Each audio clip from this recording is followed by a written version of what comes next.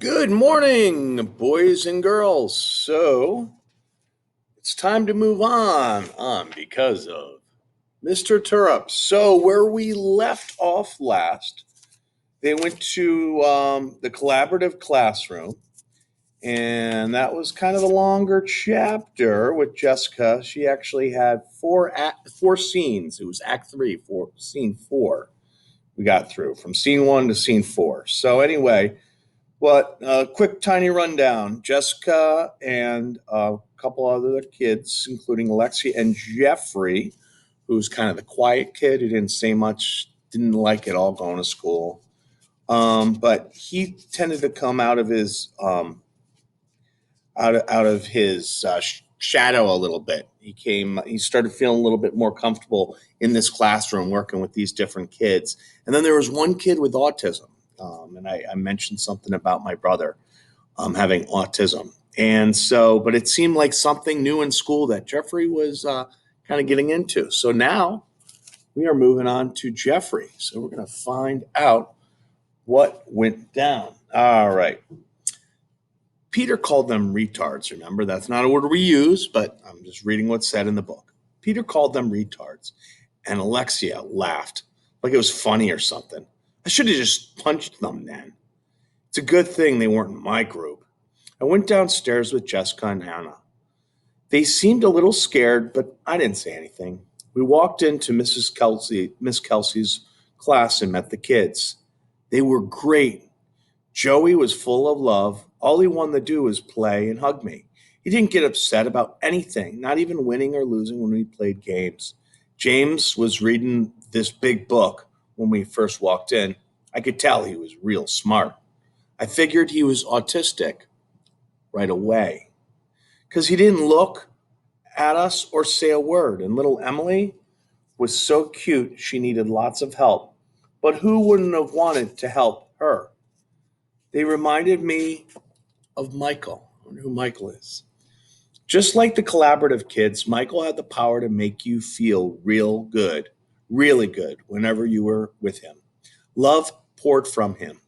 I've never told anyone about Michael and wasn't gonna, but Jessica knew something was up. She's pretty smart. She notices these things. After we visited the collaborative classroom a few times, she came up to me at recess one day. I was sitting at the edge of the field, out where no one else ever comes. I was looking through my football cards, putting them in piles by position. You have a secret, don't you, Jeffrey? She said to me as she sat down. What are you talking about? I said. Who do you know with special needs? I kept sorting through my cards. I tried to ignore her. I wasn't going to tell her anything. Then she just moved closer. I've got a secret no one knows about, too. No one, not at this school, she says. So why would you tell me? I asked, looking at her this time. I was reading this book called Ida B, and in it, the girl finally talks a little bit about her secret, and it helps her out. The character, you're always reading, I said. Well, the characters help me understand and think about things, she said. They help me know what to do. That's through reading books. QBs, where's that pile? Is that why you handle Lexia so much different than all the other girls? I said. I guess so. Well, you can tell me your secret. I'm listening. Can I look at some of those piles while I talk? She reached for my running backs pile. No! I pushed her hand away. Nobody ever touches my cards. She was quiet. I might have scared her a little. Sorry, I said. I'll just hold my book then. She was quiet for a minute. I waited. I wonder what her secret is. She was quiet for a minute. I waited and she took a deep breath. My dad didn't come to Connecticut with us, she said.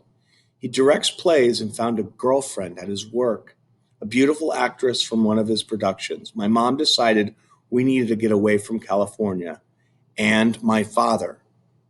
So here we are. Kept sorting through my cards, but I was listening. And Jessica knew I was. After a few seconds, she just kept talking. She had more to get off her chest. I didn't want to come, but mom told me I had no choice. Boy, was I ever angry with her. Angry like I've never been before. I figured my dad was dumping her, not me. So why did I have to leave too? Silly, right? I could never live without my mom.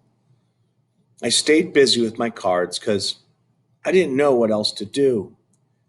I didn't want to ruin it for Jessica. She had a lot to tell, so I just stayed quiet.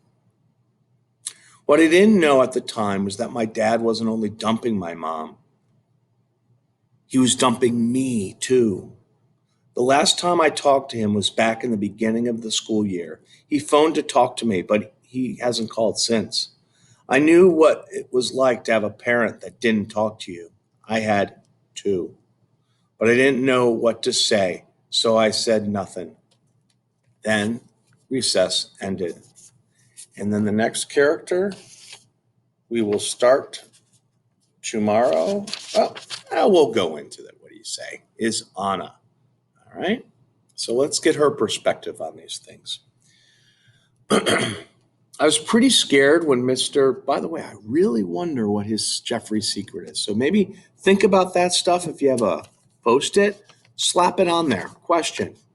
What is, what's he thinking about? What's his big secret? All right. Down to Anna. I was pretty scared when Mr. Terupt first told us about going to the collaborative classroom. I didn't know these kids, only that they were gross and messy. But I didn't complain. I was happy when I found out Jessica was in my group. She and I have been eating lunch together. She's always reading and she's smart, but she doesn't act like a know it all. She tells me about her books if I ask without giving away too much of the story. I wasn't expecting or looking for a special friend, but Jessica showed up this year all the way from California, and I liked her a lot. I'd like to ask her over in my house, but no one come come over before. I'm not sure what mom would think. I'll have to talk about it some more. You know, another thing I'd write in my post-it right here. I might wonder what what is Jessica going to share the secret with Anna? Because they seem to be getting closer. Jeffrey was in our group too. All I know about him is that he always seems mad at everyone. That wasn't how it turned out, though. Jeffrey was nice with the kids, really nice, and I didn't feel scared because Miss Kelsey and Jessica were with me. Miss Kelsey knew I was nervous, and she helped me get used to everything a little at a time. I noticed she didn't wear a wedding ring. Mr. Turp had a lot of options. Little Emily was so cute. I didn't want to touch her hands because she always had them in her mouth and had slobbery spit all over them, but Miss Kelsey gave us this handkerchief to wipe her up with every once in a while, and then it was okay to touch her. I held her hand on the way to do jobs and on the way back. She smiled at us, and then I felt like I was going to cry. I hadn't expected that. One day, after everyone had been to the visit to the collaborative classroom at least once, Mr. Turp decided we needed to discuss our group experiences. Mr. Turp, I said, before we got into a serious discussion, do you know that Miss Kelsey doesn't wear a wedding ring? Is that so? Yes, and neither does Miss Newberry from across the hall.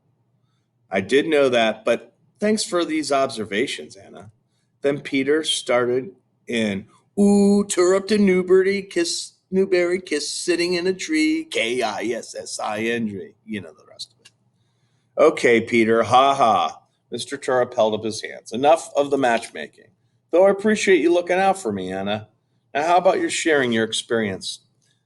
I wanted to tell Mr. Turrup that my mom didn't have a wedding ring, but he'd moved on. Jessica was the first to speak up. Mr. Turrup, why is James in that room? He seems really smart. Yeah, Peter said. He knows how many forks and stuff were on the table without even counting them. You should do some math like him with him, Luke. Not exactly a retard, then, huh, Peter? Mr. Turrup said. No. Peter's voice lowered, and so did his head. I think he's feeling a little bad. He's autistic, Jeffrey said. No one said anything, probably because we were so shocked that Jeffrey had spoken at all, and because we didn't know what he meant.